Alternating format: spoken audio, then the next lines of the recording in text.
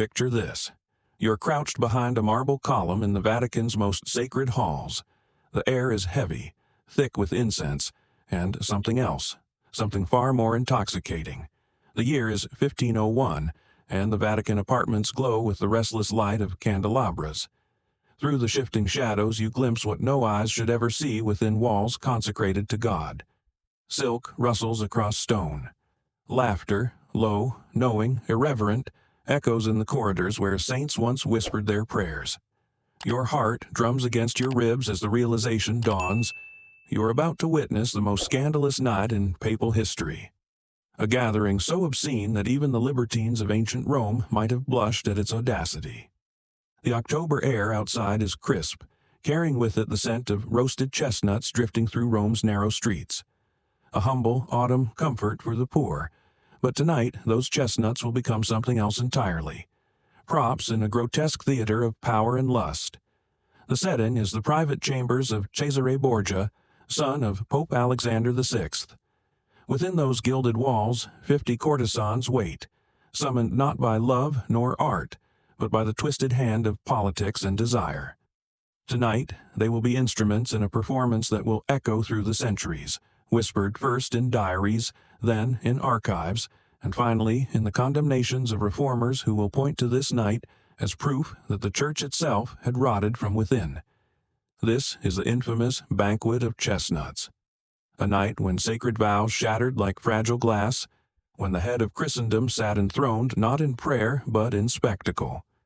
A night so dangerous to memory that it was buried for centuries, hidden in the Vatican archives like a confession too dark to forgive.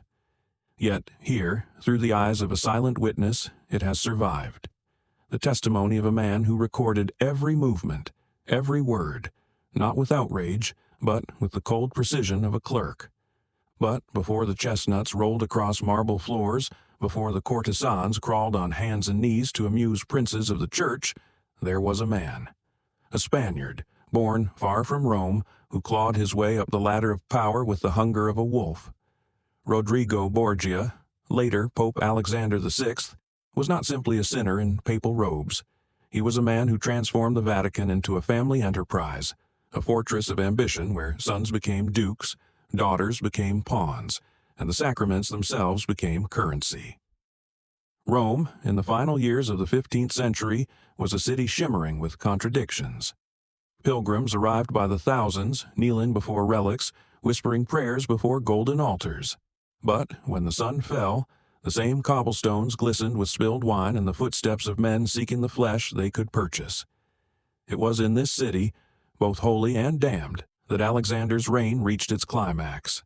And so we return to that candle-lit chamber, to the flickering flames that lit faces flushed with wine, to the courtesans dressed in silks that would soon be discarded, to a pope, his son, and his daughter presiding over a spectacle where chestnuts scattered across the floor became symbols of just how far spiritual authority had fallen. Tonight, the sacred and the profane will collide so violently that the echoes will still be heard half a millennium later. Long before chestnuts rolled across the marble floors of the Vatican, the story began in the dust and sunlight of Spain. Rodrigo de Borja, later known by the Italianized name Borgia, was born on January 1st, 1431, in the town of Xàtiva, near Valencia. The boy's cradle was not gilded, but his family name carried weight. In Spain, they were minor nobility. In Rome, their destiny was bound to one of the most intoxicating forces of the age, the papacy. His uncle, Alfonso de Borja, had already begun the climb. A cautious and clever man, Alfonso navigated church politics with a lawyer's precision. When he became Pope Calixtus III in 1455, young Rodrigo's fate was sealed like a papal bull pressed with wax. The family had broken into the Vatican's inner sanctum, and Rodrigo would ride that breach upward. At just 25, Rodrigo was appointed cardinal deacon, not because of holy visions or saintly sacrifice, but because nepotism flowed through the veins of the Renaissance Church as surely as blood. To the Romans, this was nothing shocking. It was the way of things. The Church, in theory, was the bride of Christ. In practice, it was a dynasty machine, an inheritance passed through kinship and bribes. Rodrigo understood this with chilling clarity. The young Spaniard arrived in Rome with hunger in his eyes, ambition burning in his chest. The Eternal City itself was no innocent stage. The 15th century had transformed Rome into a paradox that might have made Dante himself weep. Pilgrims on their knees by day, brothels and bloodshed by night. Assassinations were as common as prayers. Indulgences were sold like bread in the marketplace. Salvation had a price tag, and Rodrigo knew how to count coin. Unlike many of his contemporaries, Rodrigo possessed both the patience of a spider and the charm of a courtier. He collected ecclesiastical benefices across Europe with the steady precision of a merchant hoarding jewels. A parish here, a monastery there, a bishopric for good measure. Each brought streams of gold, swelling his coffers until his lifestyle resembled that of a Renaissance prince more than a man of God. He built palaces, hosted feasts that glimmered with silverware and song, and took mistresses openly. One of these, the Roman noblewoman Vanozza de Catanei, would shape his dynasty more than any other. Between 1474 and 1482, she bore him 4 children: Juan, Cesare, Lucrezia, and Joffre. Not bastards hidden in shame, but heirs paraded as pawns in Rodrigo's game of power. Each child was a piece on his chessboard, waiting to be moved, sacrificed, or crowned, depending on the father's designs. The church frowned, or pretended to, but scandal was nothing new in Rome. Rodrigo's behavior as cardinal raised eyebrows and, more than once, sharp rebukes. Pope Pius II himself, a man no stranger to human failings, wrote Rodrigo a letter in 1460, condemning his public conduct in Siena, lamenting that the cardinal's scandalous behavior had shocked the entire town. But shame was not a language Rodrigo spoke. In his world, morality was a costume, worn when convenient, discarded when it hindered ambition. Even in these early decades, Rodrigo had revealed the paradox that would define him. A man entrusted with the keys of heaven, yet more fascinated by the pleasures of earth. He was not the first to abuse the office of cardinal, nor would he be the last, but he burned with a fire greater than most. Rodrigo did not simply want power, he wanted it all: Rome, the papacy, and through it, the shaping of history itself. And so, from the streets of Valencia to the marble corridors of the Vatican, the boy from Spain carried with him the dust of his homeland, the cunning of his uncle, and a hunger that no prayer could quench. He was not yet Pope Alexander VI, not yet the man who would scandalize Christendom. But the path had already been chosen, and his story, woven of ambition, sin, and spectacle, was already leading inexorably toward that fateful night in 1501. To understand Rodrigo Borgia's rise, one must first step into the Rome of the late 15th century, a city unlike any other in Europe. To the devout pilgrim arriving from the misty north, Rome was a vision of holiness. The air shimmered with incense, relics gleamed behind golden grills, and every step carried the weight of centuries of martyrs and saints. Pilgrims knelt before the shrines of apostles, believing the Eternal City was the very axis between heaven and earth. But peel back the daylight, and Rome revealed its other face. As dusk fell, its cobblestones echoed not with hymns, but with drunken laughter and the clink of gold-changing hands. By torchlight, merchants of flesh plied their trade openly, courtesans glittered in pearls, and shadows whispered with thieves and assassins. This was a city where holiness and depravity lived side by side, like two faces of the same coin. The papal court itself was a marketplace, not of faith, but of power. Forgiveness could be purchased, offices auctioned, benefices traded as though Christ's kingdom were a bazaar. The Vatican, instead of being a fortress of prayer, often resembled a palace of bankers and princes. Rome was the stage, and Rodrigo Borgia, clever, patient, and endlessly ambitious, learned his role with perfect precision. He did not waste his youth in cloisters. Instead, he set about weaving a web of wealth and influence. Benefices poured in from across Europe, Spain, Italy, even distant seas in France and Portugal. Each new title, each monastery in his possession, added another thread to his growing fortune. He became less a shepherd of souls and more a Renaissance magnate. His dinners sparkled with silver chalices, his homes with frescoed walls and fountains, his stables with fine horses. Rodrigo Borgia was a cardinal, yes, but he lived like a king, and like any Renaissance prince, he kept mistresses. Many passed through his life, but one in particular anchored his dynasty, Vannozza de Catane, a Roman noblewoman. Their bond was not merely passion, it was strategic. From 1474 to 1482, Vannozza bore Rodrigo 4 children, each destined to become a pawn or a weapon in their father's designs. Juan, the eldest, groomed for nobility. Cesare, brilliant and ruthless, steered toward the church but restless in spirit. Lucrezia, whose beauty and charm would one day be turned into instruments of diplomacy. And the youngest, Joffre, married off into alliances as coldly as a dowry contract. These children were not hidden in shame, as papal bastards sometimes were. Rodrigo acknowledged them, displayed them, used them. To him, family was not an obstacle to ambition, it was the very instrument of it. The Borgias would not only occupy the papacy, they would rule Italy. All this unfolded in a Rome that itself was teetering between splendor and decay. On feast days, processions dazzled the crowds, statues of saints were carried aloft, and the Pope's presence radiated majesty. But behind the pomp, courtiers whispered of bribes, cardinals negotiated marriages, and the salvation of souls became entangled with the arithmetic of ducats. Rodrigo understood these contradictions better than most, because he did not see them as contradictions at all. To him, wealth was power, power was destiny, and holiness was merely a mask worn when convenient. In that world, scandal was not an accident but a currency, and Rodrigo Borgia, with his Spanish charm and calculating eyes, was already spending it lavishly.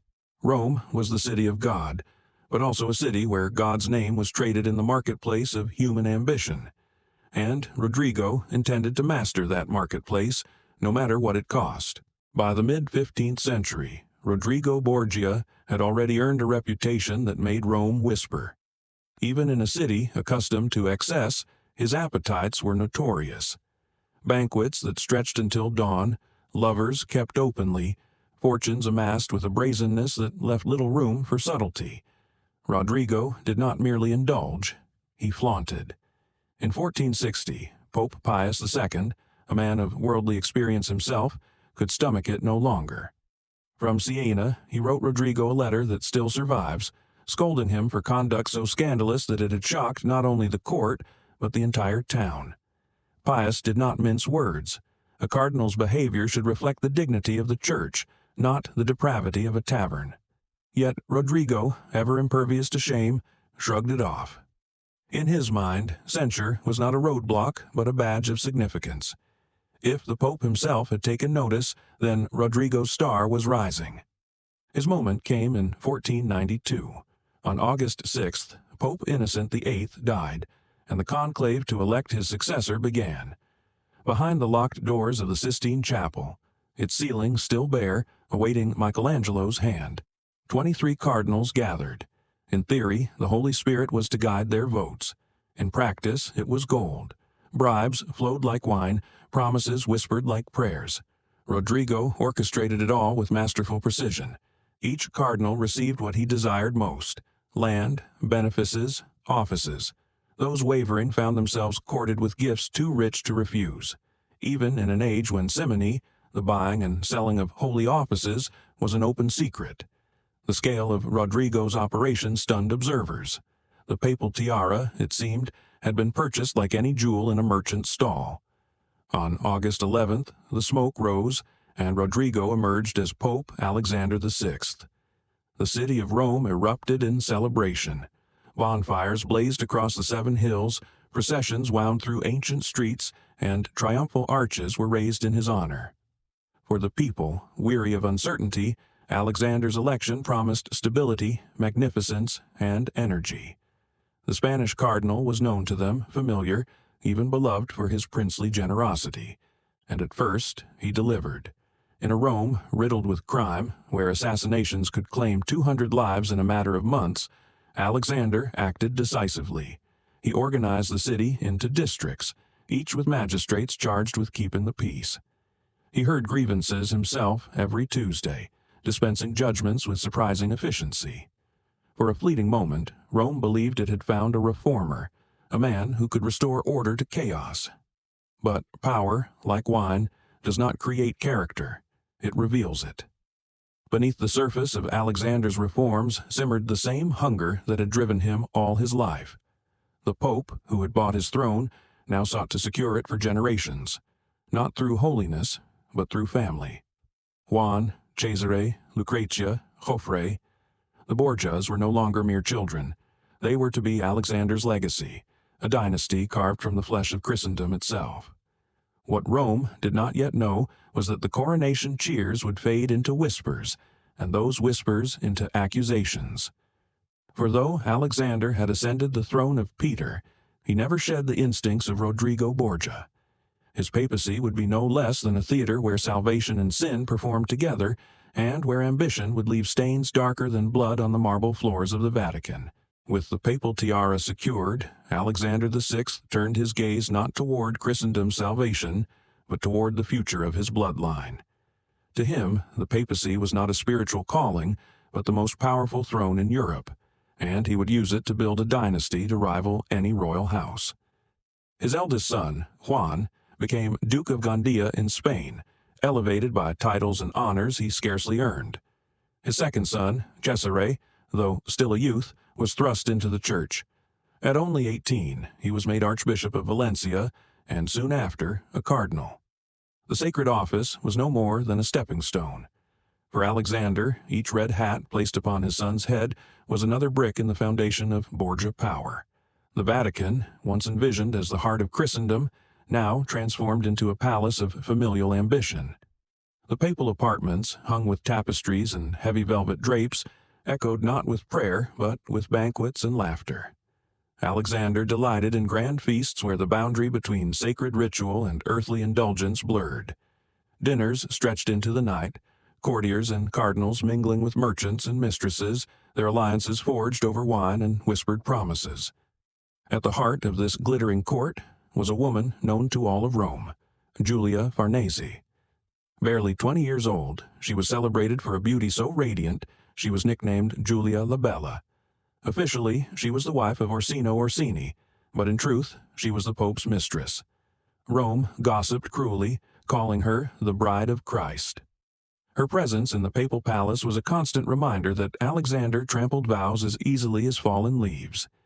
Yet Julia was not merely an ornament. Her family's fortunes rose on the tides of her influence, and she played her role with calculated grace. Meanwhile, Alexander's daughter, Lucrezia, was carefully woven into the web of politics.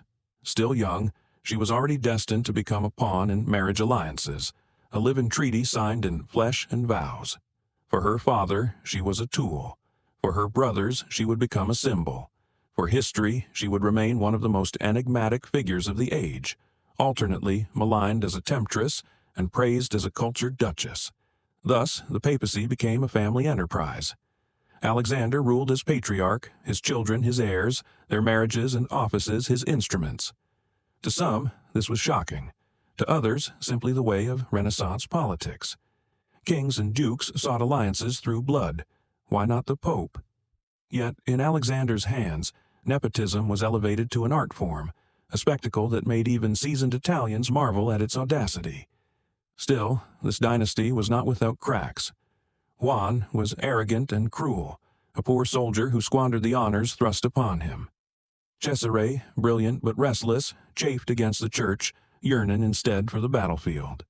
Lucrezia's future was uncertain, her innocence overshadowed by her family's infamy, and Joffre, the youngest, was little more than a bargaining chip.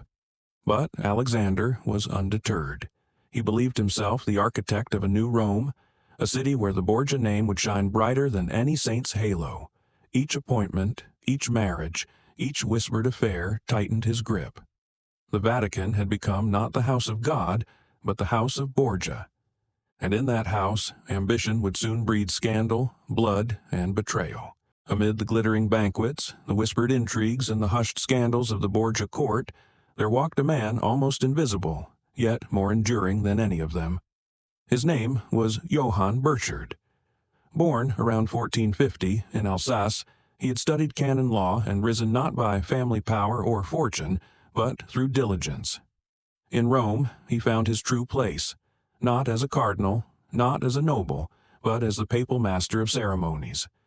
It was an office of ritual, precision, and formality. Burchard oversaw the choreography of power, the order of coronations, the garments for feast days, the sequence of blessings and processions. He was, in effect, the stage manager of Christendom's greatest theater. Cardinals consulted him for protocol, popes relied on him to ensure dignity was preserved in every ceremony. Yet, in his quiet service lay his greatest weapon, observation. For Burchard kept a diary, a dry, meticulous record he called his Liber Notarum. Beginning in 1483, he wrote without flourish, without judgment, just fact upon fact, day after day, year after year. His entries catalogued papal ceremonies with the same even hand that recorded papal sins.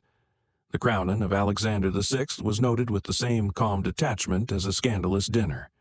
To read him is to encounter a man with the soul of an accountant and the eye of a witness who never blinked. This impartiality is what makes Burchard so dangerous to history's illusions. Others gossiped, embellished, or lied. He simply wrote. His Latin prose is cold, stripped of drama, yet all the more powerful because of it.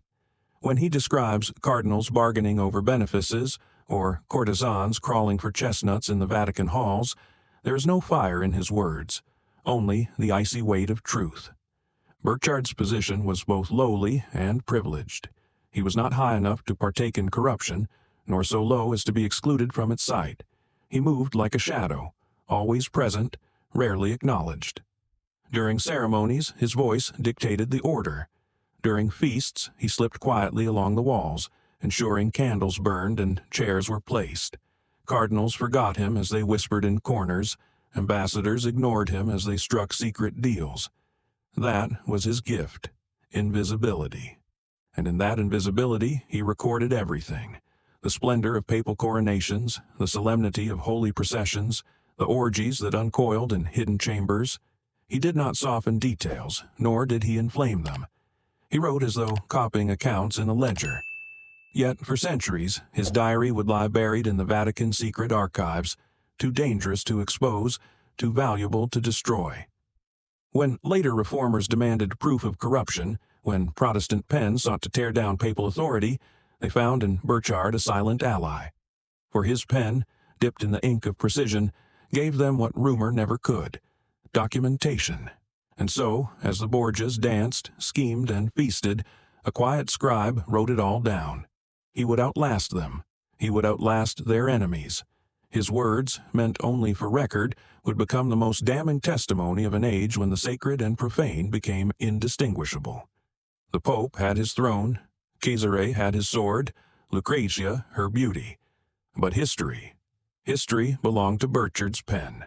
By the late 1490s, the glittering facade of the Borgia dynasty began to crack. At its center stood Juan, Duke of Gandia, Alexander's golden boy. The Pope loved him most fiercely, showering him with titles and wealth, declaring him the embodiment of his family's triumph. Yet beneath the silks and the armor, Juan was a hollow figure. Rome whispered of his cruelty. He treated women as trophies, soldiers as expendable pawns, and friends as stepping stones. He commanded armies not with skill, but with arrogance, blundering through campaigns his father had bought him. His excesses were legendary, even by Renaissance standards: drunken revels, debts beyond reason, and a trail of enemies that lengthened with every passing season. On the night of June 14th, 1497, Juan vanished. Hours before, he had dined at his mother's house. Later, he was seen leaving with a small retinue, but he never returned. Days passed. The city grew restless. And then came the discovery. His corpse was pulled from the dark waters of the Tiber, his velvet garments soaked, his throat slit, his body marked by 9 deep wounds. It was not a killing. It was an execution, carried out with hatred. Rome gasped. Who had dared strike down the Pope's son? Whispers pointed in every direction. Rival noble families, the Orsini, the Colonna, had reason enough. Some murmured that Cesare, his own brother, had orchestrated it. tired of Juan's incompetence and eager to seize his role as the family's true weapon. No proof was ever found, but suspicion clung to Cesare like a shadow. For Alexander VI, the loss was unbearable. The mighty pope collapsed into grief. He shut himself in his chambers, refusing food or sleep, weeping like a broken man. Courtiers described him pacing, moaning, his body shaking as though God himself had cursed him. For 3 days he would not appear, and when at last he did, his face was gaunt with sorrow. In his anguish, Alexander swore reform. He called for an end to the luxury of the papal court, for the suppression of simony, for a return to dignity. He appointed commissions, spoke of discipline, and, for a moment, even his fiercest critics believed him sincere. Observers whispered that perhaps tragedy had accomplished what conscience never could. But Alexander was still Rodrigo Borgia. Grief, though sharp, was not eternal. Within months, the proposals were shelved, the commissions forgotten, the vows of reform crumbled like old parchment. The Pope's mourning passed, and with it his resolve. Power was stronger than sorrow, and ambition louder than loss. Juan's death, however, shifted the balance within the family. Where once the Pope had poured his hopes into the handsome but feckless Duke of Gandia, now he turned to another son, one sharper, colder, and infinitely more dangerous. If Juan had been Alexander's heart, Cesare would become his sword. And with that shift, the Borgia story entered its darkest chapter. The death of Juan tore something open in the Borgia household. Where grief silenced the Pope, it awakened in Cesare a new opportunity. Until then, he had been forced into the role of cardinal, an office he despised. His sharp mind, his restlessness, his hunger for action all chafed against the red robes of the church. Cesare Borgia was not born for sermons. He was born for war. In 1498, he made history by resigning his cardinalate, the first man ever to do so voluntarily. It was unprecedented, scandalous even, but Cesare cared nothing for scandal. Freed from the weight of vestments, he donned armor. His father, Pope Alexander VI, supported the transformation. If Juan had been the failed heir, Cesare would be the family's avenger, its conqueror, its future king. The timing was perfect. Across the Alps, King Louis XII of France sought the Pope's blessing to annul his marriage so that he could wed Anne of Brittany. In return for papal approval, Alexander demanded favors that would secure Cesare's rise. Thus, Cesare was made Duke of Valentinois in France, married into nobility, and given French troops to command. The Borgia dynasty now marched under banners of both Rome and France. With steel in his hand and ambition in his chest, Cesare descended upon the Italian landscape. The peninsula was fractured, a patchwork of duchies and republics ripe for conquest. Cesare seized Romagna, subduing cities one after another. He moved with a ruthlessness that terrified his enemies and astonished observers. To some, he was a monster. To others, a genius. Niccolò Machiavelli, the Florentine diplomat, watched him closely. In Cesare, he found the very model of political power unrestrained by conscience. Later, in The Prince, Machiavelli would immortalize him as the example of what a ruler must be: decisive, cunning, merciless when necessary, and above all, efficient. If fortune had not abandoned him, Machiavelli wrote, Cesare would have been the greatest ruler of his time. But behind the victories lay shadows. Cesare's reputation grew not only from his conquests, but from whispered tales of poisonings and assassinations, of allies discarded when they ceased to be useful. His charisma was undeniable, tall, striking, with an intelligence that cut as sharply as any blade. Yet his charm concealed a predator's instinct. For Pope Alexander, Cesare's transformation was a triumph. At last, a son worthy of his ambitions. The papacy became not just a spiritual office, but a war machine, its wealth and influence funneled into Cesare's campaigns. The Borgias dreamed of carving out a hereditary kingdom in central Italy, one that would endure long after Alexander's papacy had crumbled into dust. The world, however, looked on with growing unease. Here was a pope who blessed invasions, who sold salvation to finance wars, who raised his son as though he were a crowned prince. The contradictions grew starker with every passing year. Prayers in St. Peter's by day, armies marching under papal banners by night, and, at the heart of it all, Cesare Borgia, the blade in the Pope's hand, sharp, cold, and unflinching. Cesare's campaigns, brilliant though they were, demanded an endless stream of gold. And Alexander VI, ever the resourceful patriarch, found ways to fill his son's war chest. The papal treasury became a machine of invention, where salvation itself was transformed into currency. Indulgences were sold with greater fervor than ever before. Forgiveness, once the gift of God, became a parchment with a price. Noble families lined up, not in confessionals, but in papal chambers, eager to exchange ducats for absolution. Offices within the church, bishoprics, abbeys, and lucrative benefices were auctioned to the highest bidder. The College of Cardinals swelled not with men of learning or holiness, but with those who could pay. 47 new cardinals were appointed during Alexander's reign, each seat a coin slipped into the hands of his dynasty. This was not merely corruption, it was strategy. Each appointment created loyalty, each indulgence a soldier's wage, each golden transaction another stone in Cesare's fortress of power. Rome itself became less a holy city and more a market where sanctity was traded like silk or spice. The Borgia family thrived within this system. Juan's death had left a void, but Cesare filled it with ruthless brilliance. Lucrezia, meanwhile, was woven into alliances with the cold logic of a chess master. Her first marriage, to Giovanni Sforza of Pesaro, was annulled when the alliance no longer suited her father. The excuse? Impotence. Rome laughed cruelly, and Giovanni raged, but the bond was severed, and Lucrezia was remarried to Alfonso of Aragon, Duke of Bisceglie. For a time, Alfonso's marriage to Lucrezia seemed to stabilize the family's position. Yet, when politics shifted, so did Alexander's loyalty. Alfonso was murdered, stabbed in the Vatican itself, and when he clung to life, strangled as he lay recovering. Many whispered Cesare's hand was behind it. To the Borgias, marriage was not a vow before God, but a contract of power, dissolved by annulment or by blood as needed. The Vatican itself bore witness to these transformations. The papal apartments were no longer cloisters of prayer, but chambers of strategy and indulgence. Gold dripped from frescoes, tables bent under the weight of feasts, and cardinals dined beside merchants, ambassadors, and courtesans.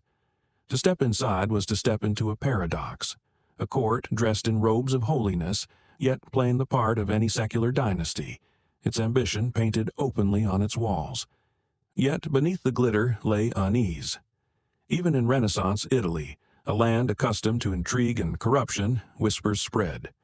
Envoys wrote home of a pope who treated offices like merchandise, of a son who carved out his kingdom with French steel and papal coin, of a daughter whose marriages were sealed in ink and ended in blood.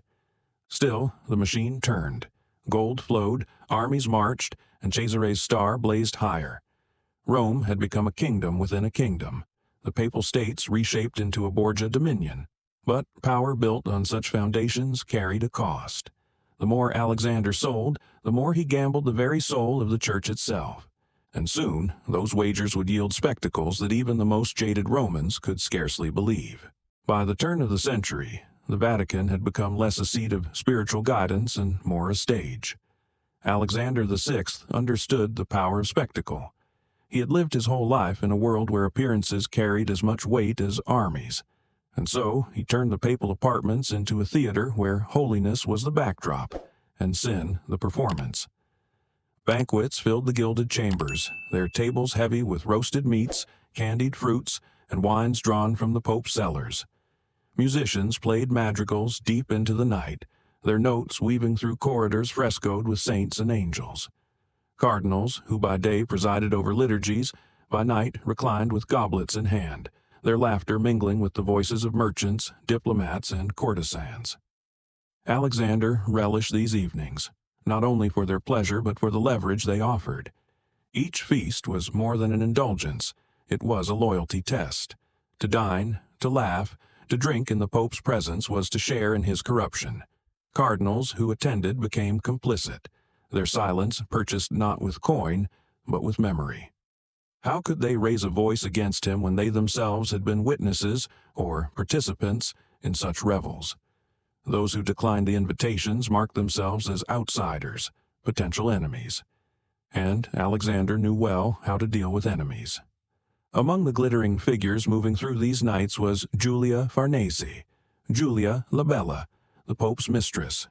Her beauty was legend in Rome, her golden hair and serene face painted in frescoes as if she were a Madonna, even as whispers called her the Bride of Christ.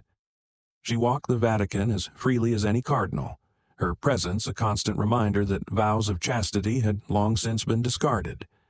To some, she was a scandal, to others a symbol of the Pope's audacity. But the entertainments did not stop with banquets. Mask, theatrical performances, and dances filled the papal halls. Courtesans were summoned, not merely as companions but as players in the Pope's private drama.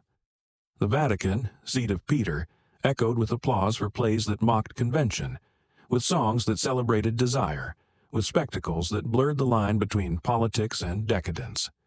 The ambassadors of Europe watched, half in horror, half in fascination. Reports traveled back to the courts of France, Spain, and the Empire, each letter dripping with details that seemed too outrageous to believe. Yet the consistency of their accounts betrayed the truth. Rome itself had become compromised, its holiest palace a carnival of sin. Still, Alexander thrived in the theater he had built. The applause of his guests was a substitute for absolution, their silence the currency of his survival. As long as the feasts continued, as long as the wine poured and the music played, his grip held firm. But indulgence has a way of escalating, of pushing boundaries further with each new revel. What began as banquets and dances would soon spiral into spectacles that tested the very limits of imagination. And in that spiral, on one infamous October night, the Vatican would host a performance so scandalous that it would echo across centuries, the Banquet of Chestnuts. The year was 1501. Cesare Borgia stood triumphant. His campaigns in Romagna had brought rebellious cities to heel, his name whispered with both fear and awe. Rome itself bowed to his will, for his father's papacy had become little more than an engine driving Cesare's conquests. Alexander VI was still pope, but it was Cesare who wielded the sword, Cesare whose ambitions stretched like a shadow across Italy. The Borgias had never been more powerful or more corrupt. Rome glittered with wealth. The Jubilee year of 1500 had brought hundreds of thousands of pilgrims to the city, swelling its coffers beyond measure. Gold clinked in the papal treasury, indulgences flowed like a river, and courtesans enriched themselves on the fervor of the faithful. The Pope himself reveled in his triumphs. He had outlasted rivals, weathered invasions, and seen his children elevated to positions kings might envy. And then came the autumn of 1501. October in Rome was a season of contradictions. The days carried the last warmth of summer, but the nights grew cool, scented with wood smoke and roasted chestnuts sold in baskets along the streets.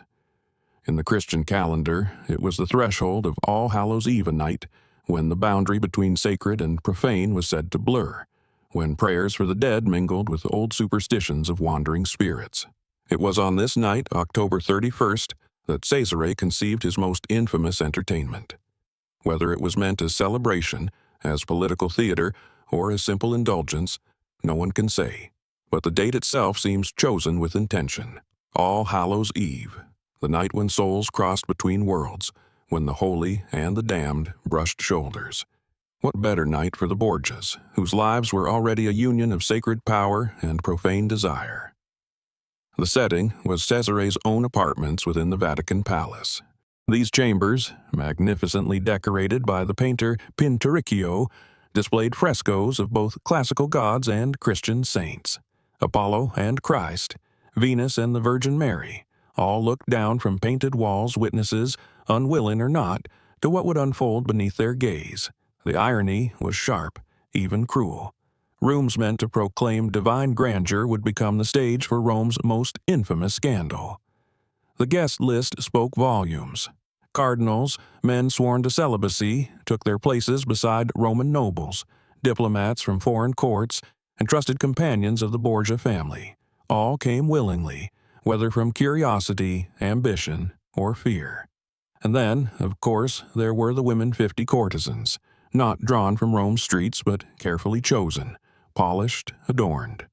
They were performers as much as companions, trained in the art of seduction, but also in the discretion demanded by powerful men. This was no ordinary feast. The air, thick with anticipation, carried more than the promise of wine and music. Guests understood they were stepping into a spectacle, one that would test not just the limits of indulgence, but of decency itself. And in the corner of the room, as always, stood Johann Burchard, the papal master of ceremonies. He had not been invited for pleasure, but for duty. His role was to observe, to ensure protocol should any ritual be required. What he witnessed, however, went far beyond ritual. His quill would later record the events of that night in language stripped of passion, yet damning in its precision. As the lamps were lit, as the first courses were served, the Borgias prepared to host the night that would forever define their legacy. A night when the sacred and the profane would not merely brush shoulders, but embrace openly before the eyes of the world. The evening began with the air of civility. Cesare Borgia welcomed his guests into the richly frescoed halls of his Vatican apartments, the tables groaning with roasted meats, fruits sugared into gleaming jewels, and wines drawn from cellars where papal vintages had aged for decades. Diplomats raised cups, cardinals murmured in low tones, and courtesans, dressed in silks the color of fire and sea, moved between the guests like dancers. To the untrained eye, it was simply another Renaissance feast, lavish, decadent, but nothing new to Rome. Yet, beneath the music, a tension simmered. As dishes were cleared and goblets refilled, the tone shifted. The courtesans began to dance, at first elegantly, their gowns swaying to the strings of lutes and harps. But, as the night lengthened, so too did the boundaries loosen. Layer by layer, the silks fell away, until the dancers stood bare, their bodies gleaming in the candlelight. Laughter rose, half delighted, half nervous. The guests leaned forward, wine warm in their veins, curiosity sharpening their eyes. Then came the chestnuts. Servants carried the heavy candelabras from the tables and placed them upon the floor, their flames casting islands of light and shadow across the marble. Into this flickering glow they scattered roasted chestnuts, a common autumn treat now transformed into props of degradation. At Cesare's command, the courtesans crawled on hands and knees, their bodies twisted in the pools of light, gathering the chestnuts as the assembled cardinals and nobles watched. The once humble fruit, symbol of harvest and hearth, became the centerpiece of a spectacle that mocked both Christian humility and human dignity. And presiding over it all, Pope Alexander VI. The Vicar of Christ sat in a place of honor, Cesare at his side, and, astonishingly, Lucrezia too. Her presence has baffled historians for centuries. Was she a willing accomplice in the family scandal, or merely trapped in the cruel machinery of her father's ambition? The sources disagree, but all accounts agree she was there, watching, as the boundary between sacred ritual and profane entertainment collapsed entirely. The climax of the night came not with dance, but with competition. Prizes, tunics of silk, fine shoes, jeweled caps, were announced for the men who could lie with the greatest number of courtesans. Servants kept tally, as though recording scores in a tournament. Intimacy was reduced to a game, sanctity to spectacle, and the Pope himself observed with indulgent amusement. Johann Burchard, ever the shadow scribe, recorded the events with the cold detachment of a clerk. His Latin prose gave no flourish, no judgment-only fact, and perhaps that is why his account chills more deeply than any rumor. He wrote of the dances, the chestnuts, the competitions, the prizes. He did not need to condemn. The bare truth was damning enough. When dawn crept over Rome, the candles guttered out, the courtesans disappeared into silence, and the Vatican once more prepared itself for the prayers of pilgrims. To the faithful arriving at St. Peter's that morning, nothing seemed amiss. Yet, in the hidden chambers of power, a line had been crossed that could never be uncrossed. The Banquet of Chestnuts was not merely an orgy, it was a mirror. It reflected the Vatican as it had become under Alexander, a place where the sacred was mocked, where power had devoured faith, and where even chestnuts scattered across a marble floor could bear witness to the collapse of papal dignity. The morning after, Rome appeared unchanged. Pilgrims still streamed toward St. Peter's, priests still whispered Mass, the bells still tolled across the 7 hills, but beneath the surface, whispers spread like wildfire. Servants who had seen the spectacle muttered in kitchens. Guards repeated fragments in taverns, and soon the city was alive with rumors of what had transpired in the Vatican chambers on All Hallows' Eve. Those whispers did not remain in Rome. Ambassadors had been present, or at least close enough to hear. They carried their reports back to the courts of Europe dispatches, filled with detail so lurid that monarchs and ministers alike shook their heads in disbelief. Some thought the tales exaggerated, inventions designed to slander the papacy. But the consistency of the accounts, all echoing the same scandalous images, left little room for doubt. Letters preserved in European archives tell of the shock. Even hardened diplomats, accustomed to intrigues, wrote with a sense of astonishment. How could the Pope himself, the Vicar of Christ, preside over such an orgy? The Vatican, once the fortress of faith, now seemed to rival the decadence of Nero's Rome. For reformers, the Banquet of Chestnuts was a gift. Preachers thundered from pulpits, pointing to the Borgia Pope as living proof of corruption at the heart of Christendom. In Florence, Savonarola had already railed against Rome's sins before meeting his own fiery death, but his warnings seemed vindicated by news of this scandal. Across Germany and beyond, murmurs grew louder. If this was the shepherd, what hope was left for the flock? And yet Alexander VI did not repent. He did not even attempt denial.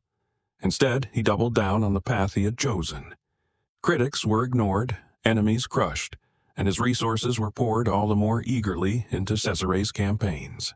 The Pope, it seemed, treated scandal not as a wound, but as armor proof that he was untouchable.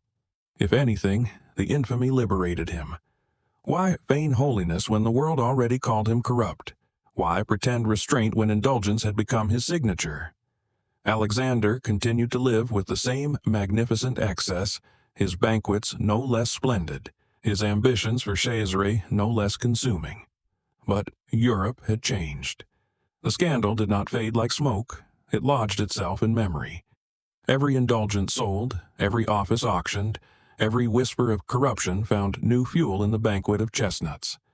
Rome's enemies seized on it, Rome's allies winced at it, and the faithful began to wonder whether the church itself had lost its soul. The chestnuts were swept from the marble floors, the candles snuffed, the courtesans dismissed. Yet the echo of that night carried far beyond the Vatican walls, planting seeds of doubt that would one day bloom into revolt. 2 years after the Banquet of Chestnuts, the tide began to turn.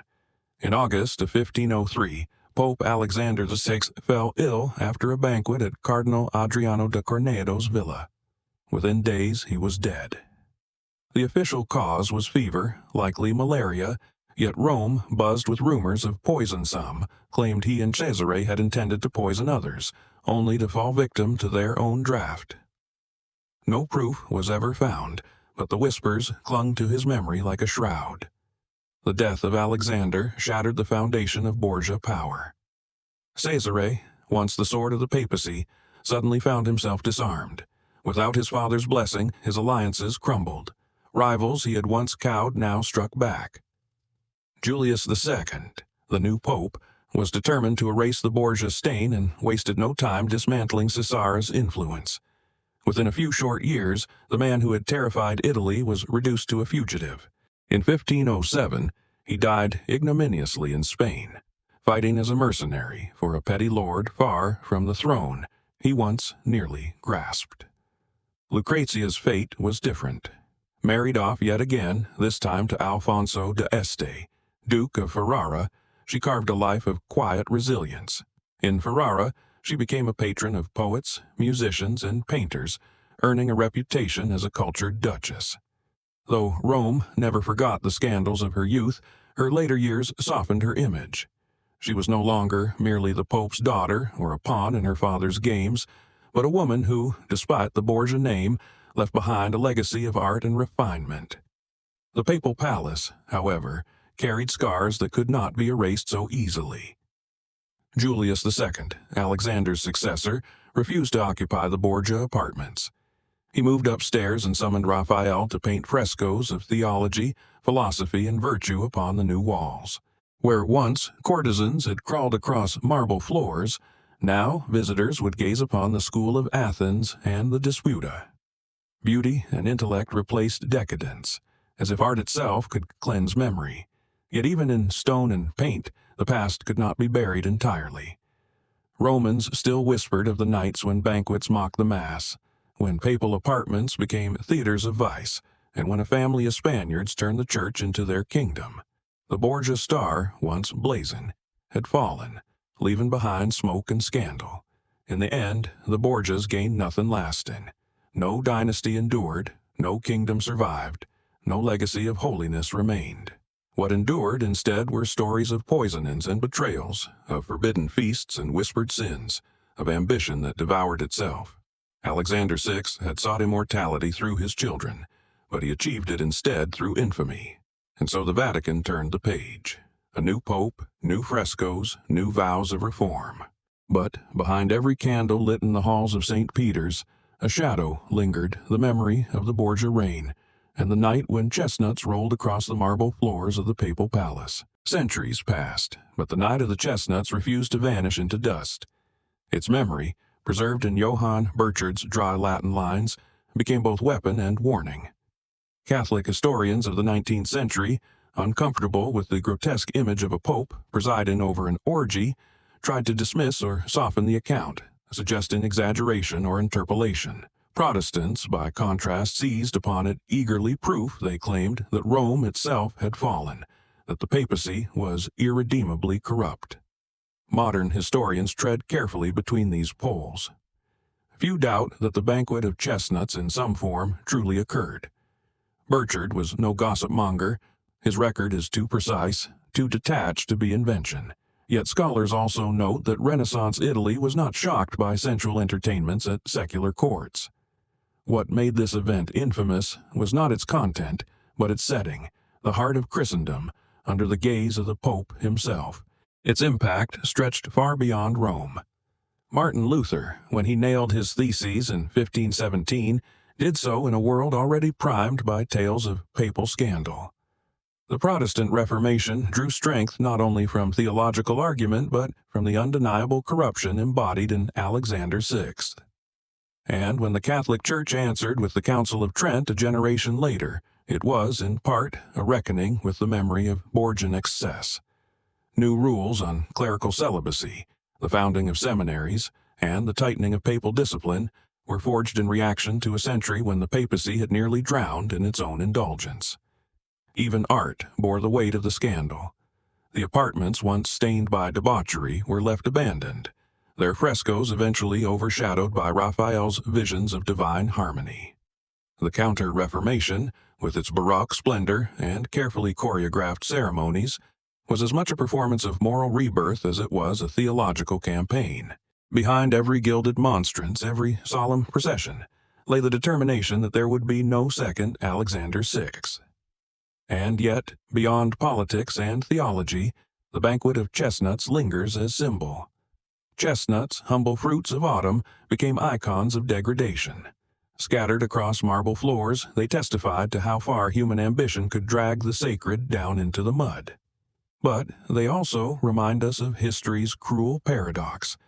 The same age that birthed Raphael's frescoes and Michelangelo's David also produced the Borgias. The Renaissance was not simply light after darkness. It was a dance of both brilliance and corruption, transcendence and lust. Perhaps that is why the story endures. It is not merely about one pope, or one family, or one night. It is about the eternal human struggle between power and virtue, between what we aspire to be and what we so often become.